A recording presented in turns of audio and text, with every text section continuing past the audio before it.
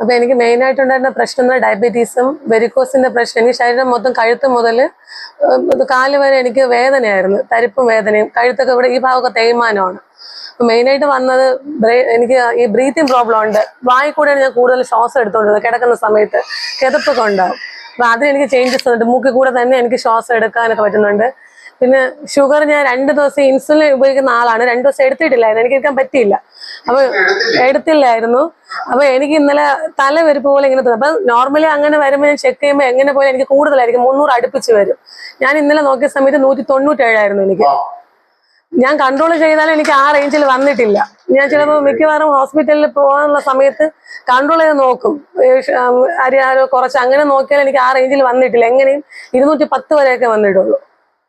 പിന്നെ ശരീരത്തിന് നല്ല മാറ്റമുണ്ട്. കഴുത്ത് വേദന, എനിക്ക് ഈ ഭാഗം മൊത്തം തേങ്ങ തിരുമണ പോലത്തെ ജോലി എനിക്ക് ചെയ്യാൻ പറ്റൂല. ഇപ്പൊ കുഴപ്പമില്ല, അതൊക്കെ നല്ല ചേഞ്ച് ഉണ്ട്.